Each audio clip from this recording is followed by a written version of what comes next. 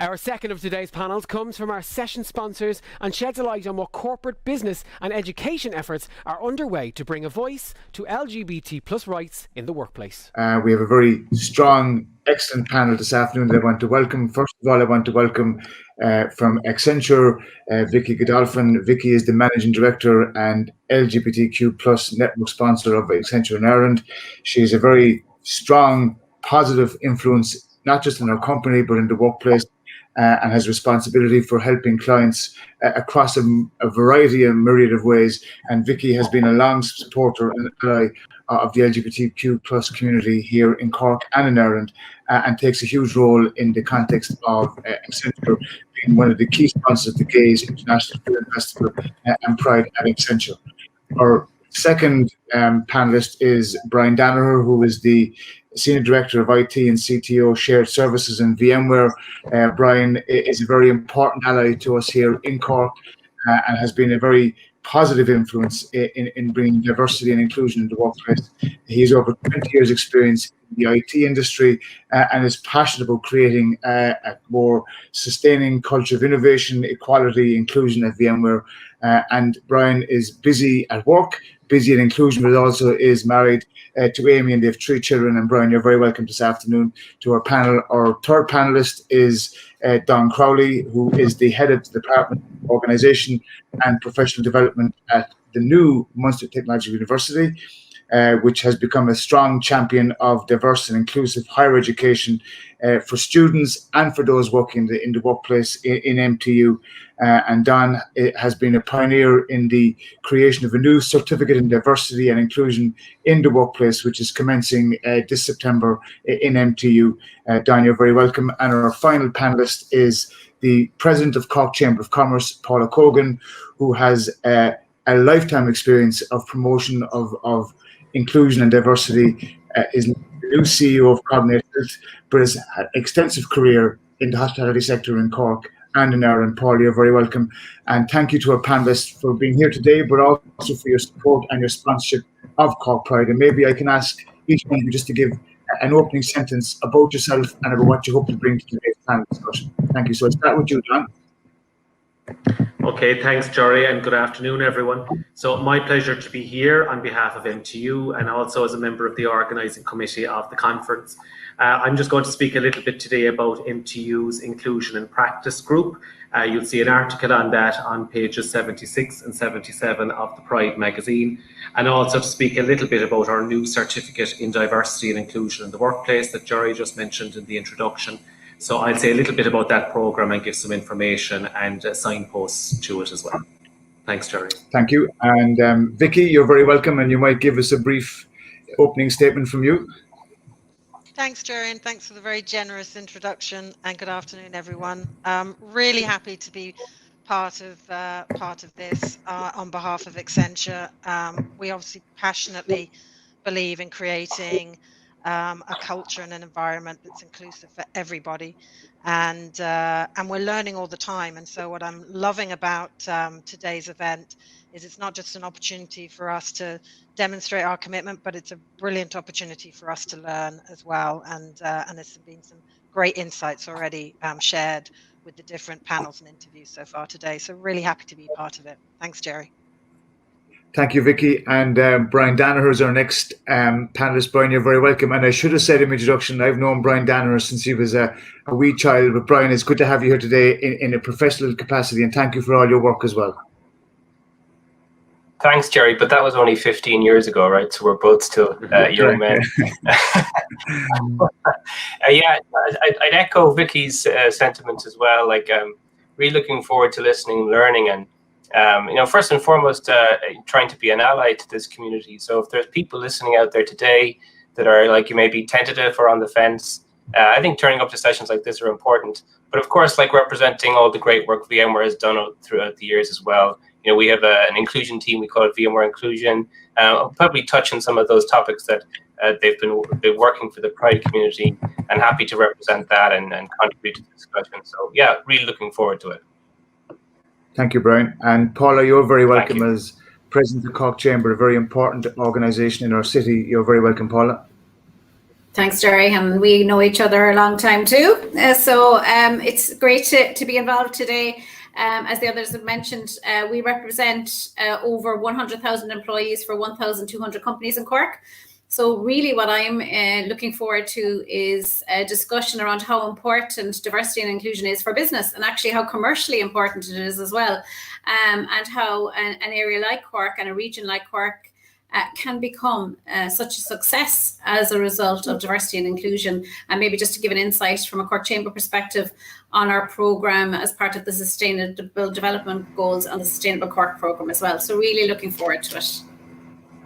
Thank you, Paula. And I suppose the context of, as Brian said, it's about all of us being able to be free to be who we are. If you take Maslow's model and a triangle of hierarchy of reaching that point of self-actualization, it is important that in the workplace there is diversity and an inclusive culture created, and that we can all be free to be who we are. And with that in mind, can I begin with you, Don, from an MTU perspective in the context of the Inclusion and Practice Group? And I suppose the article you mentioned in the Cork Pride magazine from Dr. Deirdre Donovan is an important one that we should nearly all reflect upon as part of who we are and in the workplace. And of course, you have a new course starting in MTU this year as well. So you might expand on that for us, please. Sure, thanks, Jerry. So certainly, I mean, the work of the Inclusion and Practice Group is highlighted on the Pride magazine, as I said. But this work really builds and supports MTU's first core value, which is inclusion. So the work of the Inclusion and Practice Group concerns all of our 18,000 plus students and our 1,800 or so staff. And the overall objective of this project is to facilitate and to nurture an inclusive classroom and workplace through enhanced teaching practice and student and staff induction programs, and looking at best practice as well in diversity and inclusion policies. And I think this as well will feed into that new certificate that I'll talk about as well. So together with a lot of other D&I initiatives across the university, the primary objective of this project is to support and to maintain an inclusive MTU for all of our stakeholders, those students, the staff and the wider community. While the project is new, it builds on other work as well being done through our new EDI office, and we are delighted in recent times as well to welcome our new EDI manager, Siobhan Kangataran, our EDI administrator, Monica Mosaic, who will be working closely as well with Ellen O'Shea in the Athena Swan office, with our Access office, teaching and learning unit and so on. So it really is about enhancing the feeling and the perception of inclusion among staff and among students. So terrific work being done there by Dr. Deirdre O'Donovan, Antoinette Hogan, Dr. Sheila Butler, all of whom are lecturers and researchers in the School of Business, and also Caroline O'Reilly and I, who would have worked on the development of workshops for staff and for students. The workshops start by providing an overview of diversity and inclusion, and then exploring concepts such as unconscious bias, privilege and microaggression, but always heavily focused on inclusion. And as I said, building very much on the first core value of MTU, which is inclusion. And that core value states that we strive to support and to nurture inclusivity, diversity and equality, recognising the value they have for our students, our staff and the wider community. And I think what's very important for us there is that, you know, we have students typically for 4, maybe 5 or 6 years, depending on if they go on to do a master's with us as well, and maybe some who might do a PhD. But we are educating the employees of the future, the leaders of the future in the workplace, and the leaders as well in our society. So it's very important for us that they go out into the workplace and into society as their authentic selves, and good representatives of themselves and MTU. Thank you, Don. And Vicky, if I could turn to you in the context of what Don spoke about there about leaders of the future, from an Accenture point of view, getting involved in the Gays Film Festival and now with Cork Pride, was that an easy fit? And why become part of Cork Pride and be part of the whole march towards equality? Yeah, no, it definitely was an easy fit. I think what I'm of a certain vintage, Jerry. So when I see kind of how we've progressed around inclusion and diversity, and especially around LGBTQ+, I think, and everyone has to start somewhere, and a lot of organizations start, it's a project, it's an initiative. What to me is just the most amazing feeling is when it is part of your DNA, when it's the way you feel, the way you act, the way we talk about things, the way we set ourselves up, our practices, that you're actually doing the walking of the talk. And that takes development, that takes leadership, that takes maturity, that takes um, you know trying different things. And what I'm so proud about is that um, inclusion and diversity, and especially for our LGBTQ plus network and community, is just very much part of who we are. So we've been long-standing supporters of the Gays Film Festival. I'm a massive film fan. You can see I've got some film stuff behind me. It was a very easy fit for me. We've loved being part of their story. And, in terms of Cork Pride, I think our commitment to our people, to our clients, but also to our communities is so strong. And we see the great work that Cork Pride are doing. We want to play our part in that, however big or small, and really demonstrate our commitment to Cork, but our commitment to the community at large as well. And so very easy fits for us, and we'll continue to learn, we'll continue to try different things. Because the work doesn't stop. We have to keep on evolving, and that was certainly something that I've been hearing. I've been taking the feedback from what we've heard from others today, that as businesses we need to not think we have it done. We don't. We need to keep going. So yeah, great to be part of it. Context of our discussion today, given that we are in the middle of the Olympics, 175 out athletes competing, 3 times more than Rio. And Brian, for you and your company, again, it is about creating that culture of inclusivity and from your context, the positive changes that have taken place in the workplace to allow people that freedom to be free to be who they are in creating a more diverse and equal workplace. Can you comment on that, please? Yeah, I mean, like Vicky said, if you look at the last 5 years, even the last 5 years, Jerry, there's been a huge increase in events like Pride, for example. That's become almost like a norm in the workplace now, right? And so, I think some of the positive changes I've seen is that you do see more people being more comfortable self-identifying as in the Pride community. But I don't think we need to measure that as a metric or anything. You know what I mean? I think the most important thing is we continue to be consistent in making it a comfortable place to identify as any underrepresented minority. So I think there are some of the positive changes, and of course these events make a big difference. But I think the single most positive thing I've seen in recent years is a kind of a movement from the leadership down, but throughout all the communities at VMware, as well as an ability to increase listening. And listening is a difficult skill. It needs you time to pause and be comfortable with the silence. And that is something we're trying to practice all the time at VMware. It could be with small groups and large groups, with no particular agenda, by the way. Sometimes the agenda is just simply to allow a conversation to happen, and perhaps we take notes on pain points and so forward, but so on. But really, it's about creating that, like as Vicky said, that consistent approach over time that takes time and trust. And these are the positive changes we're trying to introduce at VMware. And I think the team in the inclusion team are doing a great job. And it's great to hear Don and Vicky talk about the same thing, because I think you see that movement happening, and it's really accelerating now as well in the industry. So yeah, we're happy to continue it as part of the VMware family for sure. Thank you. And Paula, in your introduction to us, you spoke about the importance of diversity in industry and in commercially.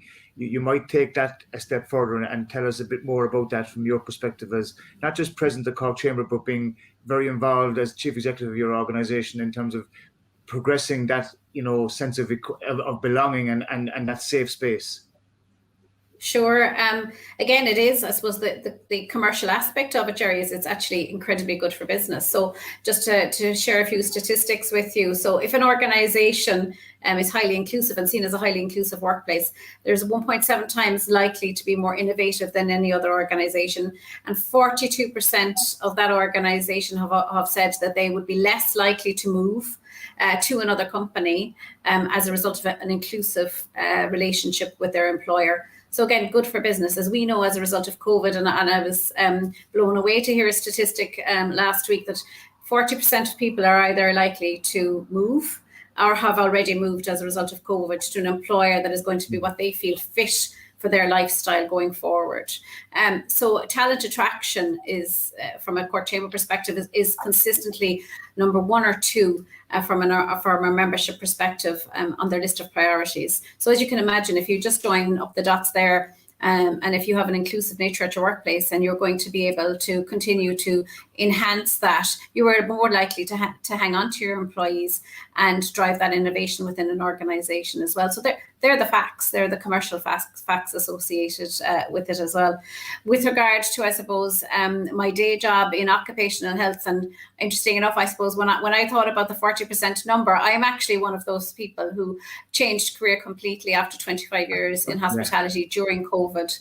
And it has been interesting moving into occupational health at this time. So currently within our own organisation, up to 60% of our initial assessments or referral into occupational health by employees is due to mental well-being, stress or anxiety issues. So social isolation is something now that has impacted on so many aspects of our lives, and that work-life balance has now come to the fore. So do we have work-life balance? Can you bring your whole self to work? So I think it's interesting, as a whole workforce, we're now experiencing that social isolation and anxiety and stress as well. So again, it's being authentic. It's allowing employees to be authentic. But as everybody has already mentioned, it can't be just something that sits as a policy within the HR team's remit. It now has to be something that is throughout an organization. And we found, from a chamber perspective, with amazing members like VMware, like organizations who are streets ahead, who've 15 years of inclusiveness and policies and procedures associated with it. And then we have those organizations within our membership who are just starting on the journey. So it's really fantastic to be able to share best practice as well. We recently did a survey as part of our diversity program within Cork Chamber, and 42% of our organizations still don't have a policy or don't even know where to start from putting an inclusive policies and procedures in place. So again, it's supporting those organizations to start that journey. And that's the really good thing, I think, from a Cork perspective, is that all of the organizations are so willing to share and help other organizations to move on that journey as well. But again, it's being open, it's being honest, and being able to have those conversations, but knowing that it is now going to be a priority when you are attracting talent. And commercially, as I say, it makes sense. The innovators and the innovation organizations are those who have an inclusive environment for the workplace. And it comes back to the point Don was making earlier about leaders of tomorrow and leaders of the future in the context of the workplace. And I suppose that is the big challenge that we all face now post-COVID and as part of Pride. And given what's happening around the world internationally, that it is important that we can bring our whole self to work or to education. And Don, in MTU, you have an exciting new special purpose award that has just been announced. You might expand on that for us. And in the context of MTU, this is a significant departure on a new journey again. You're on mute, Don. Okay, sorry. Thanks, Jerry. I think just in answering that, I think Paula's point there regarding the number of organisations who don't have D&I policies, or maybe are at kind of a fledgling state or point in their evolution of D&I policies. That's a nice segue into speaking about this certificate in diversity and inclusion in the workplace. We've been overwhelmed with the demand, and we're delighted to see the latent demand that is there, and it certainly satisfies an industry need. The programme will run over one academic year, part-time, 1 evening per week, online, predominantly, with some on-campus sessions as well. But students or learners will take a module on diversity and inclusion in practice, a module on workplace equality law. That will be done before Christmas in semester 1. And then in semester 2, the learners focus on a diversity and inclusion research project, which we anticipate for many of them will be the compilation of their organisation's D&I policy. And just to say as well that last March we partnered with CIPD, the Chartered Institute of Personnel and Development, and we had over 350 HR practitioners from around the country who attended a webinar on D&I and lessons from practice there. So this is something certainly that organisations are really passionate about. And I think as we look at Generation Z or Gen Z, and as we look at trying to attract them and retain them, and as companies consider their talent acquisition strategies for recruitment and retention, comprehensive D&I policies, broad D&I policies, including LGBT+, but also all of the other minority groups as well, will be critically important for talent acquisition and retention. And information, Don, on the new courses available from MTU, and how, if people are watching today or listening into us, can avail that information. Is it through MTU website, or can they email someone directly? Yeah, so you have two options. You can email opd@mtu.ie. So it's OPD for Organisation and Professional Development at mtu.ie. Or alternatively, if you go to mtu.ie and if you go to the part-time programs for Cork, you'll find the certificate in diversity and inclusion there. It's a 20 credit module as our program, as I said, delivered over one academic year, one evening per week. And applications are currently open. Vicky, if I can turn to you in the context of you in terms of not just with Accenture, but in general in industry, can you just talk about some of the positive changes we've seen around representation in the workplace? Yeah, I mean, I think as I said, I've been around a little bit, and I started my career in financial services, which was heavily male dominated. So there was a lot of generalizations about women, full stop, and not many women around, and there were very few visible gay women around.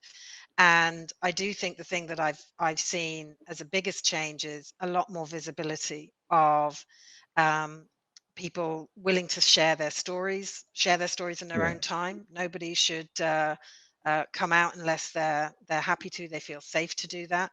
But really getting that visibility and sharing of stories, because when I think about, did I feel represented in the workplace when I entered the workplace? Absolutely not. And so I stayed in the closet for a long time. And I know what it felt like to try to work being in the closet and work being out of the closet. It's a lot more fun out of the closet, and it's a lot more healthy for me, and a lot less exhausting. So for me, that's a real positive. But I think it was interesting in the last panel. There was a piece around conversations, and conversations were good, but were you making sure you were including the right people in the conversations? And I totally agree with that. But I do think the fact that there's more education, we're talking about things more openly, we're challenging people a little bit more, which is good. As I said, I think still more to do. But when I look at what we've done, even as an organization in Accenture, with the level of dialogue, the level of support, our ally network, which is the absolute lifeblood of our community.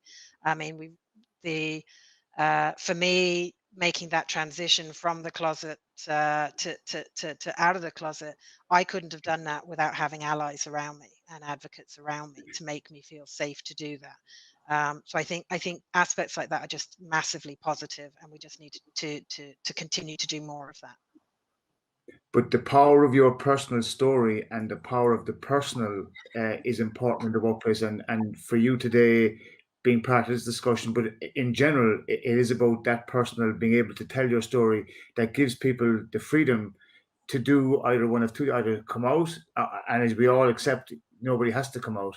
But in your case, being underrepresented, as many of us have been in the workplace, it is a daunting place to be, and then to make that leap from the closet, it takes I suppose, courage at one level, but maybe it's sort of half foolhardy as well. But I think we all agree that having come out, it is better to be out than not out. And I'm saying that in a kind of a convoluted way in the context of giving people that freedom to be free to be who they are. Yeah, and Jerry, we do research every year around this inclusion and diversity, and especially for our LGBTQ plus community. And last year in Ireland, our research said that nearly 60% of people who identified as LGBTQ didn't feel comfortable in being out about it, and that actually went to 80% for leadership. And so that shows the scale of the journey still ahead for us to make sure that we are creating the right environments, giving the right protections, and as you say, sharing those stories to give people that assurance and that confidence to share their story when they're ready to share it, but to make sure that they feel they're in an environment where if they want to, they can. And Brian, the importance of allies and advocacy is one that many of us really understand, but for those in industry, it is very important and critical that we in the LGBTQ plus community have not just allies and advocates, but strong, positive allies that are prepared to not just put money up, but also to create that culture and that environment of inclusivity, so that people can, be proud and be safe in the workplace and be able to reach their potential. Absolutely. It's so important in the workplace. I was also delighted to hear Don talking about training for people coming into the workplace in university, the leaders of tomorrow. But I think there's actually an argument to say that allyship, begins with our kids, right in schools, in fact, because I know I see it with my own kids, and I'm sure other members, the panel and the audience today would resonate with it, is that, that's when these stereotypes and maybe even prejudices begin. So allyship doesn't, belongs in multiple areas of your life, and not just in the workplace. But getting back to the workplace, I've been really lucky to have some fantastic managers and mentors in the 15 years at VMware. But I think one of my biggest allies, maybe a kind of an example of reverse allyship, Jerry, is our current CIO and executive sponsor of Pride at VMware, Jason Conyard, who happened to be my boss for the last 2 or 3 years, and as he says himself, happens to be married to a fella. Now, he has been my biggest promoter and sponsor in the last few years. I'm lucky to have him, and he's shown me that you can lead with empathy and accelerate execution at the same time. And if I could, if you don't mind, just getting back on the business point and the personal point that both Paul and Vicky made, is that we're no different at VMware. I think there's 3 main reasons we would sponsor Pride, like we sponsor Pride throughout the world, which is there's a business reason, there's a values or ethics driven reason, and of course there's those personal stories as well. Now, from a business point of view, for us it's all about talent, right? You want to find the best talent, and if you have prejudice, you're denying yourself to tap into that diverse and inclusive talent. And I think it was Clinton, wasn't it, who said it was the economy stupid? Well, I think you can replace the word economy with diversity and inclusion now, because that is the biggest metric for success, I think, in the coming decade, bar none. I run weekly innovation huddles at VMware, and it doesn't take a genius to know if you turn up week on week with the same 20 people, you're going to run out of ideas, right? And you also have to address different marketplaces. So the business piece is crucial on talent, but you have to have values as well to back that up, and personal stories. And I think the secret, if I could offer it today, is that, at least what I've learned, is that companies have to get that balance right. If you just approached it from a hiring point of view on business, I think you get found out pretty quickly. You're not going to be authentic. Or you might hire them begrudgingly or something. But so you have to have a statement on your values and your ethics, and blend it with personal stories if and when people feel comfortable sharing them. And that's kind of the approach we're taking at VMware. But yeah, allyship is huge. And look, in many ways, a few years back, I probably didn't know how to be an ally for Pride. I'm a white, straight Irish guy, and I maybe felt a little uncomfortable doing it, But I think the important thing is turning up and being consistent in that, and that's really what matters over time. Yeah, and the core value of equality, Paula, is linked to everything we've been speaking about here. In the context of industry, I suppose just a question in terms of those in leadership positions, how can we advocate and make it a safe space and a positive space for those to be captains of industry, to be out and to be LGBTQ plus in the community? Because we do need leaders. We've spoke about Jason in VMware. There are others like Vicky today in our call, Don in MTU. But in the context of Cork Chamber and the commercial world, how can we promote and advocate for LGBTQ plus leaders? It's a very good question. I suppose, again, in all aspects of our life, and I know your passion for sport, Jerry, as well, but, having a role model out there is so crucial and so important to organizations. And I think senior leaders, again, from statistics, 30% of senior leaders currently feel comfortable in sharing information on diversity and inclusion. So it's, again, allowing those conversations to happen in a comfortable manner within an organization. And I use an ambassador or role model example within organizations. So we've seen more of that. As you know, my passion for sport is in rowing. As a sport, it's such an inclusive... Yeah, we've had a very good week, and from a Cork perspective as well. But it's always been an incredibly inclusive sport. And I'm not just saying that. I mean, even in college in the 1980s. So again, it doesn't always have to be about the workplace. And the workplace has become such a fantastic area of diversity. If you look at things like sanctuary runners, etc., as well. So people can be their authentic self, not directly in a day-to-day workplace scenario. It can be something to do with work that's associated with arts. It can be culture. You bring yourself to an organization. And I do think that will change. And I think as well, inclusion certainly has come to the fore. We all speak about the negative aspects of COVID, but the positive aspects, I would suggest, is that we are now having conversations about our mental health and how everybody's mental health has been impacted by COVID, and actually just being able to get out and talk and have those real conversations is going to make a difference for the future as well. So I think it's taking that leap.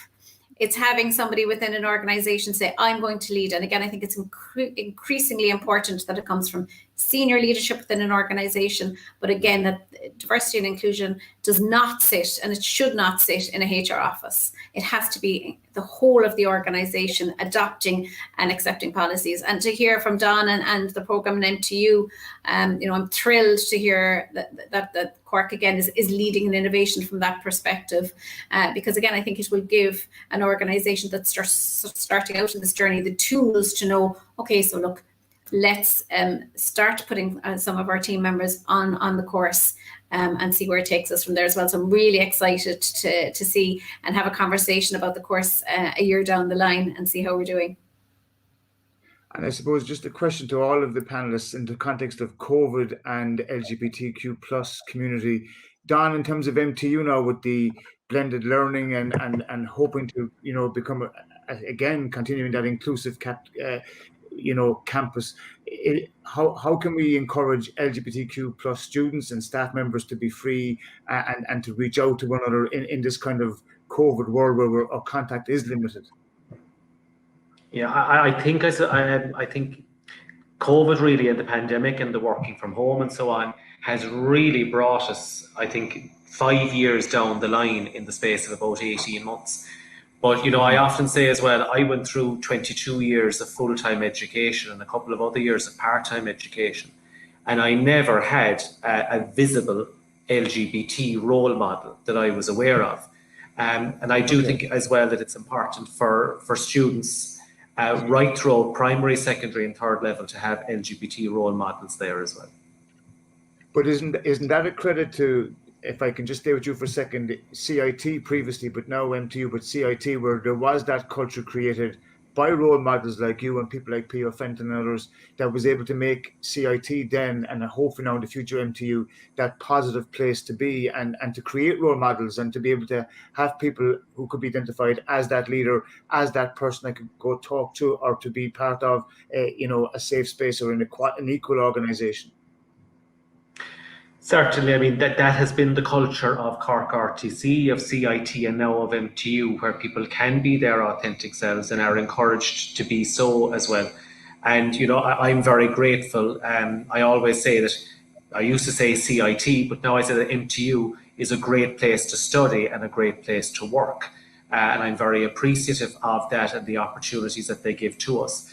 So as I said, even in the last 12 months, we've had the appointment of an EDI manager, Siobhan Kankataran, an EDI administrator, Monica Mosaic, as well aligning with work being done in the Access Office, the Teaching and Learning Unit, and by Ellen O'Shea and others in the Athena Swan unit as well. But it is also, it's being progressive, it's being innovative, but it's also meeting industry and societal needs as well. And Vicky, taking that last point from Don in the context of the LGBT community, there are a number of issues, topics that we need to see expanded and developed within the community. From your perspective, what are the next challenges that we must face marrying LGBTQ plus with industry, with commerce in the workplace? Well, I think not to sort of be too simplistic about it.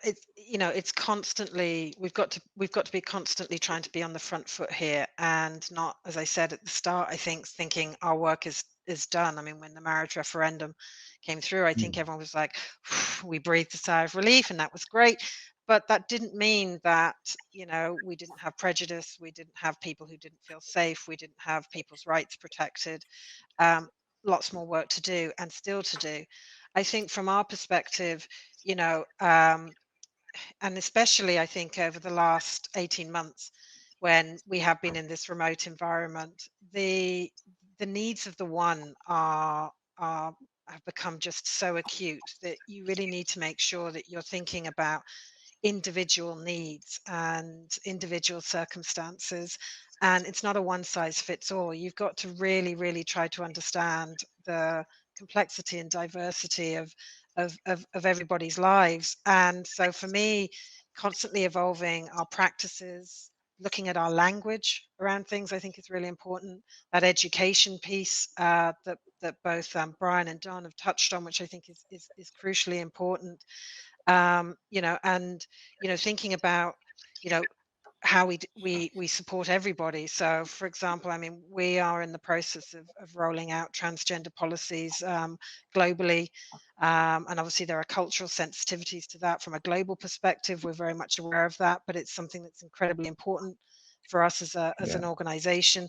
So and the list will go on. That's the point. There's always going to be a long list, and so we just have to keep going forward and making sure that we don't think everything is done, and that takes listening to our communities, thinking about individual needs. I think Kate on the last panel said organizations need to really think about what a day in the life is for their LGBTQ people, and she's absolutely right. But it's a different day for everybody. Every day is unique, so we really have to think carefully about it and keep listening, I think. And that question, if I can put to you in the context of other parts of the world where there is not the same progressive thinking and there are cultural challenges, not least around transgender equality, which we have a huge journey to make and to take.